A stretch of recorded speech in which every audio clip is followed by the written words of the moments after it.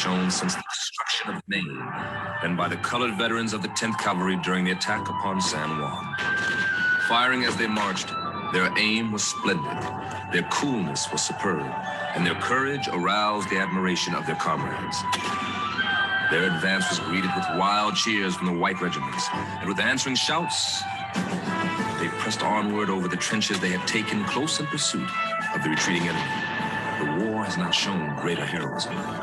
The men whose own freedom was baptized in blood have proved themselves capable of giving up their lives that others may be free. New York Mail and Express.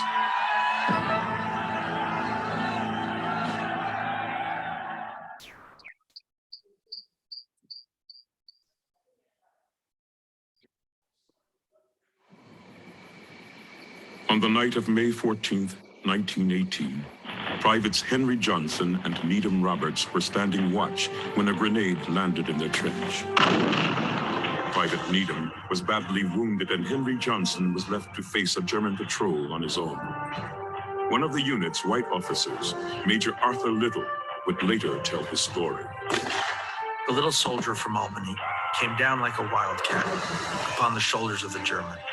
As Johnson sprang, he unsheathed his bolo knife, and as his knife landed upon the shoulders of that ill-fated Boche, the blade of the knife was buried to the hilt through the crown of the German's head. Major Arthur Little, 369th Infantry Division.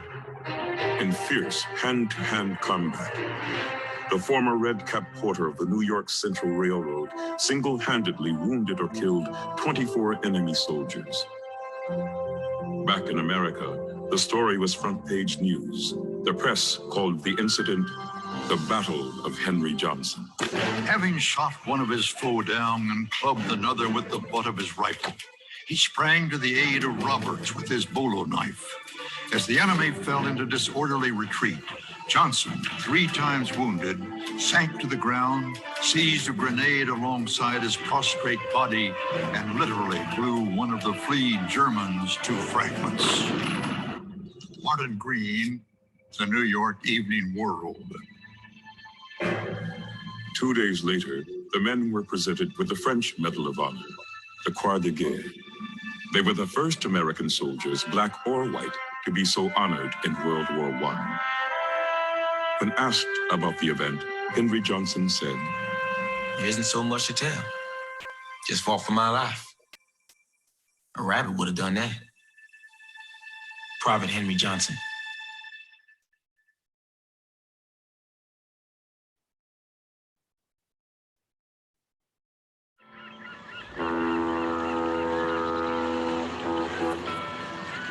In August of 1944, the Buffalo Soldiers arrived in Italy.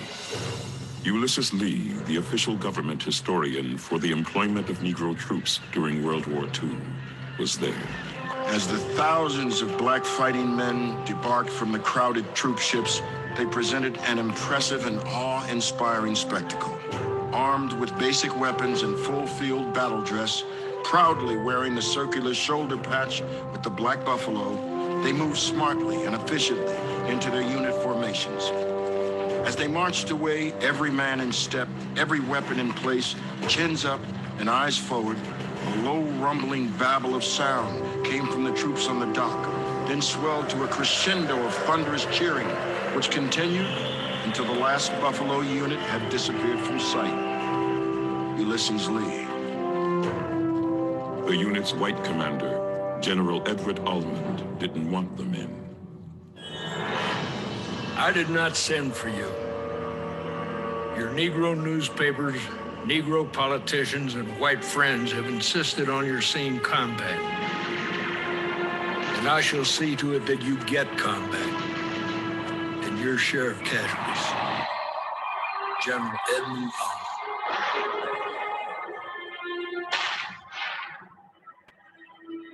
The 92nd Infantry battled some of Germany's best trained troops as they fought their way through Italy. In letters home, soldiers like 2nd Lieutenant Spencer Moore would write of their combat experiences. Dear Mom and Pop, we've been on the line for 82 days, and I don't know when we're going to get relieved. Men are lousy, sick, frostbitten, shell-shocked, and scared. It's no joke to see men you've known, lived with, eaten with, and slept with, blown up or shot down before your eyes. Well, Mom, Jerry's being in a shell again, so I'll sign off for now. Your loving son, Spencer. The day after Christmas, 2 platoons of Buffalo soldiers awoke to the sound of mortar fire. The area was swarming with Nazi troops, and within a few hours, the men were fighting for their lives. Nearby, Lieutenant John Fox was calling in artillery coordinates so that others could escape. As the shells moved closer and closer to his position, the officer in charge, Major Otis Zachary, who was also one of his best friends, refused to fire. The Germans were closing in. Lieutenant Fox radioed back.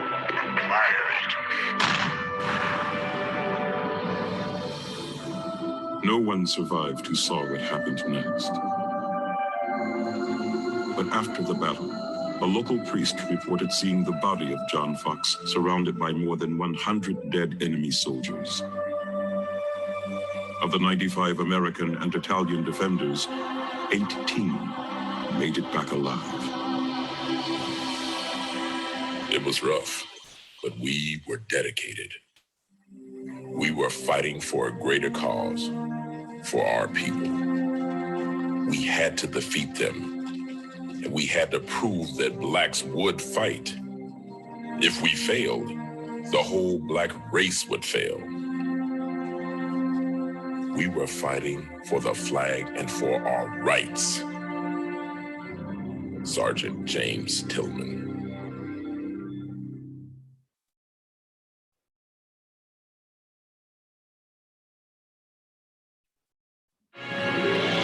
It was at the Battle of Chippo-Ri that Sergeant Cornelius Charlton became the Korean War's second Black Medal of Honor recipient. Weeks earlier, he had asked to be relieved of his administrative duties so that he could go to the front and fight. He told his commanding officer, "I just don't feel right sitting here while others are doing the fighting up north." Sergeant Cornelius Charlton. He got his wish on June the 2nd, 1951, when he was ordered to attack a heavily defended hostile fortification. When the unit's platoon leader was badly wounded, Sergeant Charlton took charge, rallied the troops, and initiated 3 separate attacks. After suffering a serious chest wound, he refused medical attention. Holding his injuries with one hand and his rifle in the other, Cornelius Charlton charged into the firefight, bleeding from more than a dozen wounds. Blasting away, he continued his direct frontal assault until an enemy grenade brought him down. He died quietly next to the bunker he had just destroyed. At his funeral in West Virginia, he died quietly next to the bunker he had just destroyed. At his funeral in West Virginia,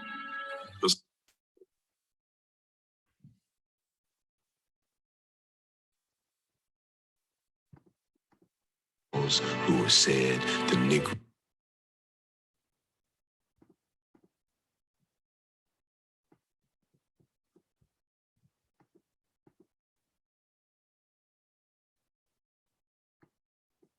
Medal of Honor recipients and initiated 3 separate attacks.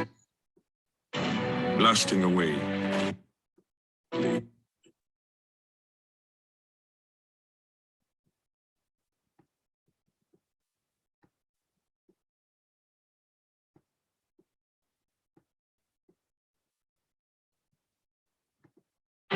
he told his commanding officer, "I just don't feel right sitting here."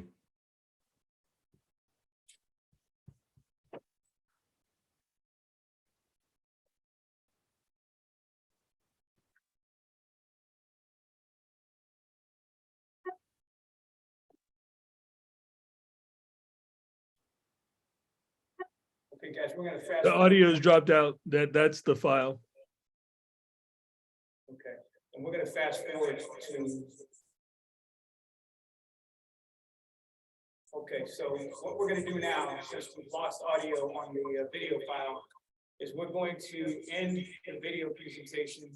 And we're gonna toss it back to General Gray and do a Q&A with the people assembled in the room and some of the folks on the screen.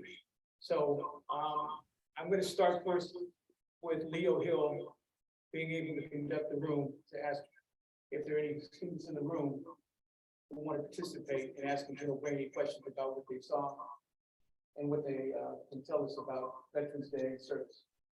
Yeah, that'd be great. So when you're introducing yourself, make sure you do your full name. Can we do something? Can you ask everybody that's on the, first of all, mute? Hold on a second, Joe, we can't hear you.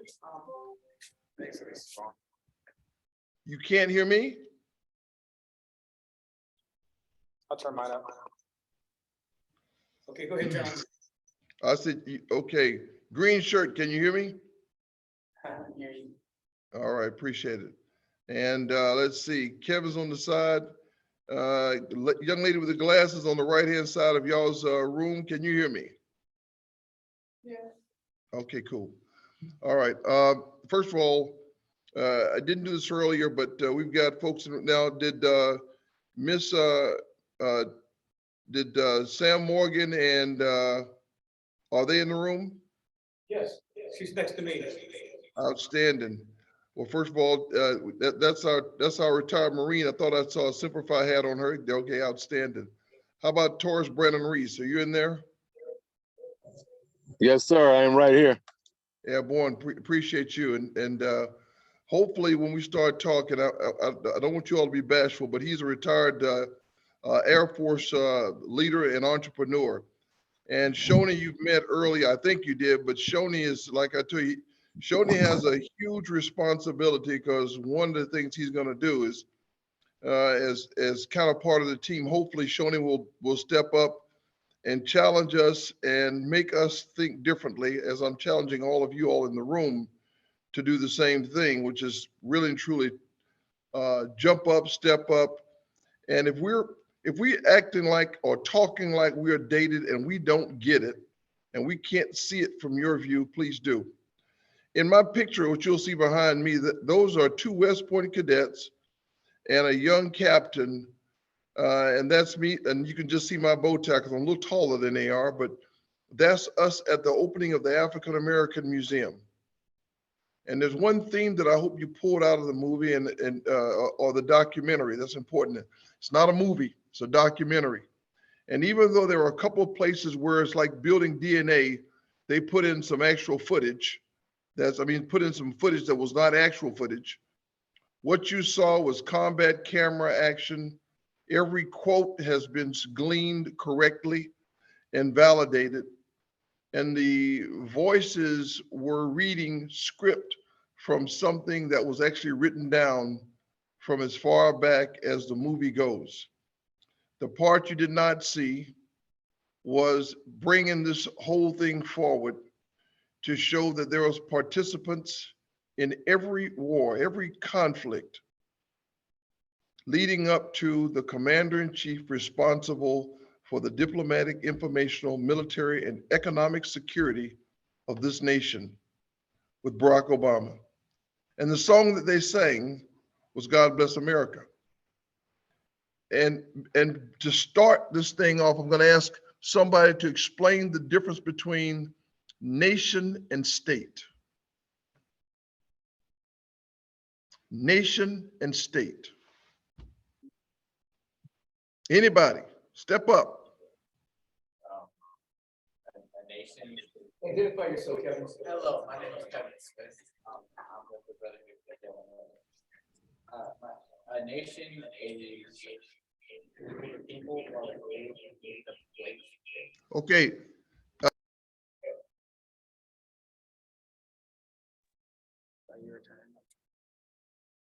I'm sorry, you're gonna have to repeat what you said.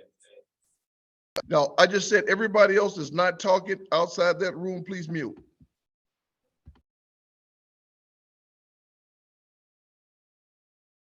You were talking.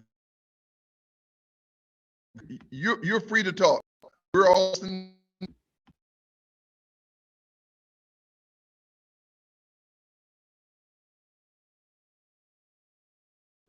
Okay.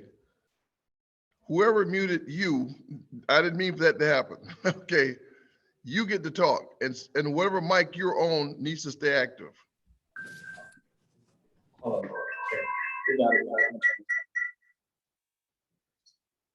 And General Gray, by the way, this young man is 16 or did you just turn 17? I'm 16. 16. We may need to unmute the TV and all of us.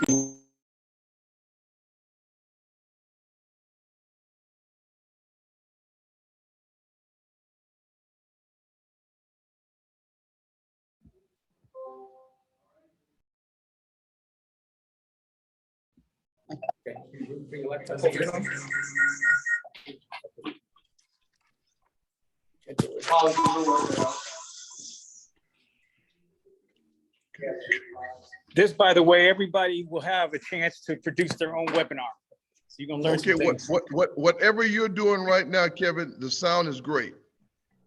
Hello, how you doing? I was saying that a nation. Introduce yourself again, Kevin Smith. My name is Kevin Smith. I'm with the Brotherhood Crusade, and I was saying that a nation is a people, while the state is a place. So you have like the state of the different states in the United States. You have like, you know.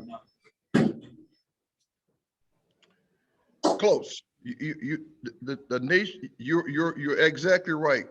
The nation, or the nation are the people, and they're ordinarily of a similar culture and design. Before the United States, most every other European nation was the same faith. Most were from the same tribe. It's okay. You don't be bashful. Relax. Same. They shared those kinds of experience and cultures. One of the challenges, and John Adams caught it, and most people overlooked it, but he said, we're building a new nation. And here's what matters, because for the first time we were going to cross, people forget, the Christians were fighting in Europe. Not the Christians and the Muslims, the Christians were fighting. And they escaped to create the United States. George Washington actually accepted and wrote to the people of Rhode Island to tell them that this is a place where they can also practice their faiths. Because we put a primacy on individual freedoms. And even though at the time slavery was legal, there were those that recognized that it was also a temporal and economic convenience. And in the creation of that, they also did something that was also economic. The way you keep slaves in a large country like ours is if we can go ahead and make this cattle slavery, where you can recognize people based upon the hue of their skin, that's a much easier way to keep slaves. And so that also became part. But the idea that a person could not be born better than another person, Magna Carta, same rules.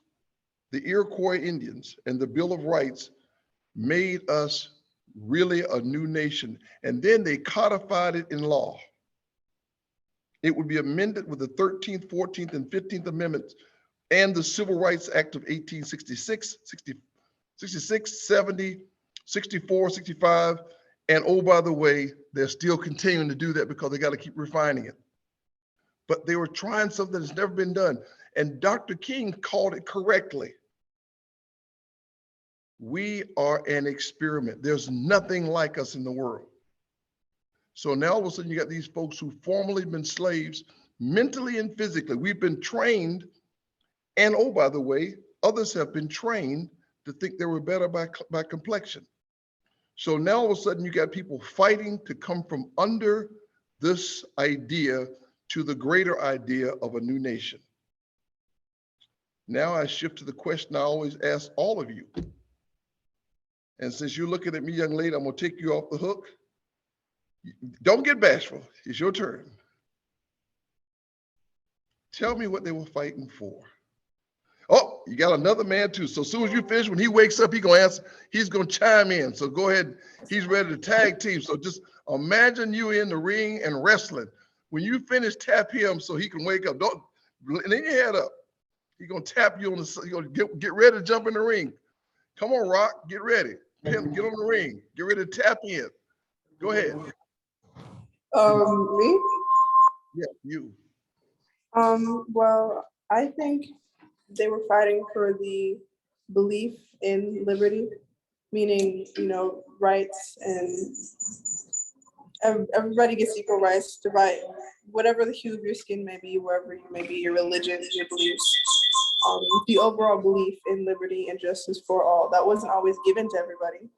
People fought, obviously, after watching this documentary, in my own knowledge, people fought for a long time in an array of different ways, but that doesn't always mean that they were given the rights that they fought for, but they did fight.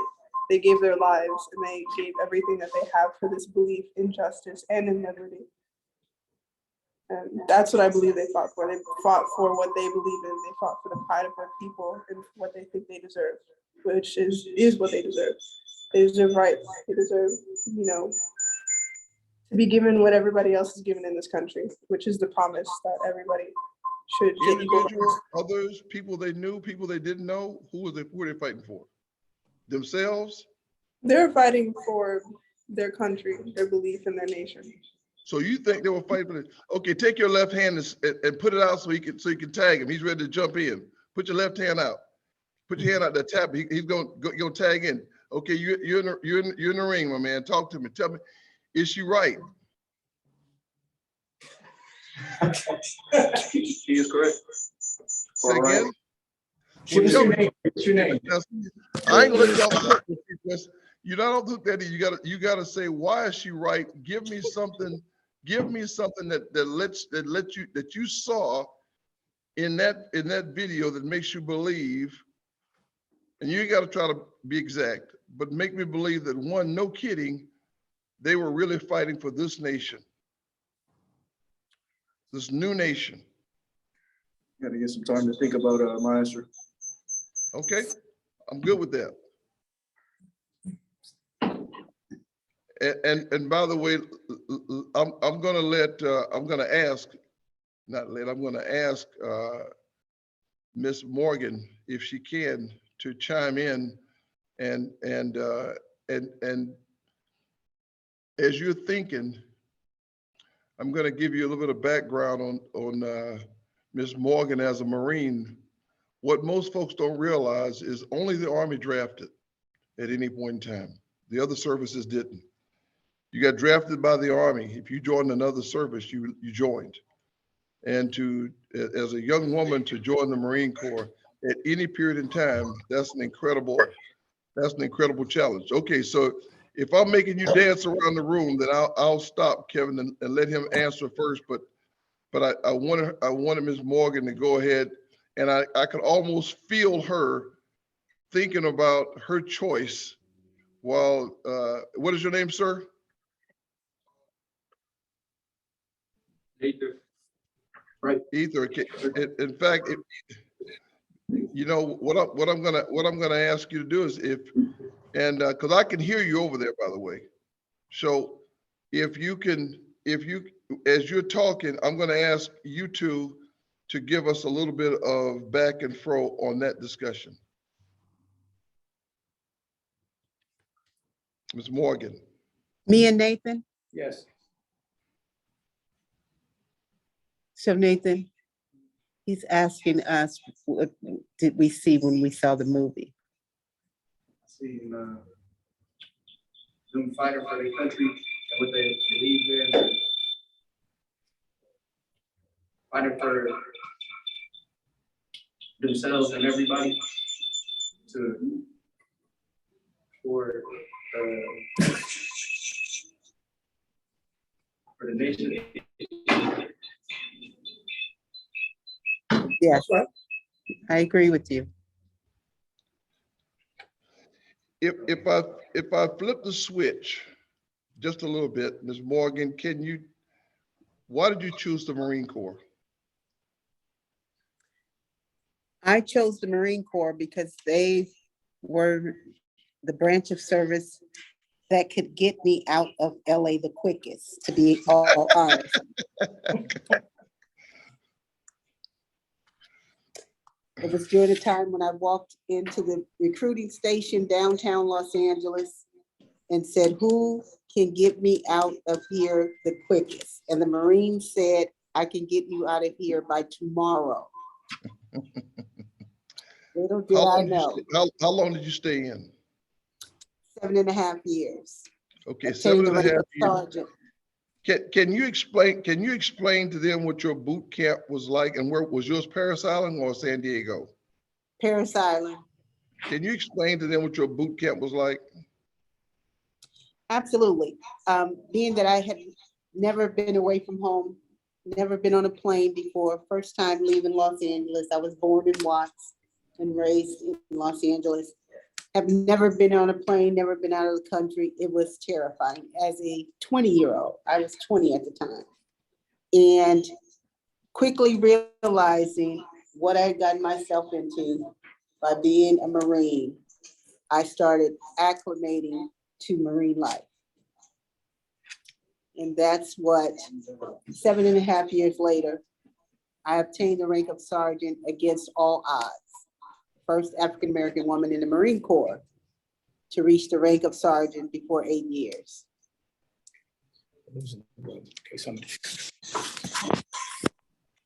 General Bray, we're going to be losing the room in a little bit because we all have schedules, and I know that you've spent some great amount of time on this project. So I want to be able to. We get a part two tomorrow, where we're going to have some of the young people who are in this room are going to be visiting veterans tomorrow. So this is their. How much time do we have? We're actually almost out of time. I want to see if we can recognize a few people that are going to be important to the rest of our journey to get these young people into workforce. Let me punt real quick to Mr. Reese. Was he part of what you were going to use? Yes, Torrance, if you can weigh in on us real quick. I want to segue to him, and if he's going to lead part two, I'm in great shape. I don't mind. Young folks, here's what I really want to get to them before they walked out the room. Remember, this is not about you. This whole journey that they endured was not about us, you or them. And the work that people in that room are doing, and Mr. Reese, I'm just going to tell you thank you. And then I'm going to go ahead and let you go ahead and do your thing. And I appreciate you all giving me the opportunity to share my thoughts as we go forward. And I'll stand at rest and let you continue. Thank you. Thank you, General Bray. Really appreciate you. I want to recognize if Renee Brown is still on the call. Renee, are you still there with us? Yes, I am. Hey, Renee, thank you for joining us. Hi, I want to introduce you, and I don't want you to fumble the ball because I'm going to throw it to you. But if you can, give us your response to what you saw in the film and connect, if you can, from the film to what these young people are going to be experiencing tomorrow, which is Veterans Day. Because a lot of them don't know how to make that connection. This movie attempted to do that, but General Bray, I worked on this film, and it's really it's our contribution to try and create some framework for them to understand how to understand service to the country, to themselves, or to the community. The film is very important because it connects every individual to their history. It is not past history, it is living history. Every time you walk out your front door and you can go down the sidewalk, you do that because of the service and the sacrifice of others. And today is actually the 247th birthday of the Marine Corps. And I am a proud daughter of a combat veteran from the Vietnam War, and every man on my father's side has served in the war since all the way back. But I would tell you that it is servant leadership. It is bigger, it's about things that are bigger than you, and you pay it forward. It is so important that you are connected. And in terms of film, one film that connected me to veterans and to even really the concept of war was Mel Gibson's film. What was it? It was on the Braveheart? Revolutionary War. Oh, right. And all of a sudden it made it personal, Patriots. because what would you do if you were sitting in your house and you had people marching across your front lawn and telling you that you need to come, or they're going to come and take your children and you have no say? And the reason that we have these freedoms to speak, to connect, to join, to sit in the same room together is because someone else came along and they gave their service without really an expectation of something in return, but it mattered enough to give your life for. And I think that is important for everyone to know. Wow. Thank you, Renee. And one of the things that I want to end with is this program, Brotherhood Crusade Family, which is also on here, Family Inc. We're trying to get these young men and women connected to a purpose that is about them, but also about where they're going to be a contributor in somebody's workforce. So the things that I'd like to have you end us with is, how do we connect with service to others, but also service to ourselves as potential apprentices, and all the skills that we're going to need to actually get to this apprenticeship model for which you guys are setting us up for. When you give service to self, when you go into an apprenticeship program, you are not just obtaining education or job skills, but you are gaining these skills for your benefit, and everything that you have taken into you for your benefit, you give back to your community. You are a more vibrant, valued member of the community because you can do more.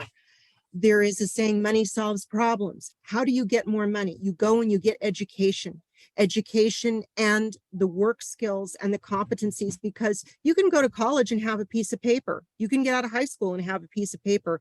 It doesn't help you with the future. It doesn't help you pay your bills. When you do something like apprenticeship, you are connected and you have an actual job, not a hope, not a wish. You have a job and you are paid wages, and you are able to go forward into occupations that you may never have dreamed of seeing yourself there. And now is the time you can see yourself there. And I actually met you through one of my colleagues, and just to connect, because in looking at that sense of community and how can we all help each other? How do we enrich ourselves and enrich our community so that we have more of a voice and we're able to direct policy? But absolutely. I am very pro apprenticeship. Wish I knew about it when I was younger, and that it's not just the trades anymore. It's everything. Absolutely. Well, again, it's Leo Hill is our host. I'm going to give it to him so he can close us out. We're good. Okay. Well, again, General Bray, thank you again for your time and energy. I also want to thank Shoni for joining. Didn't get a chance to talk. Torrance, again, this is not your last chance with us.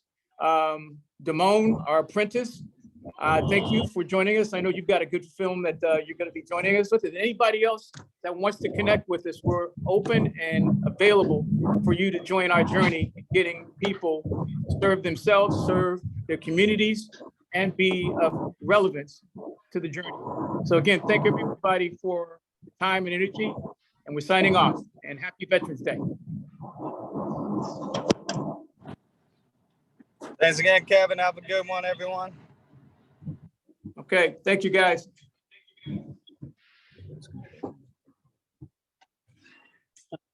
Oh, it's on your computer.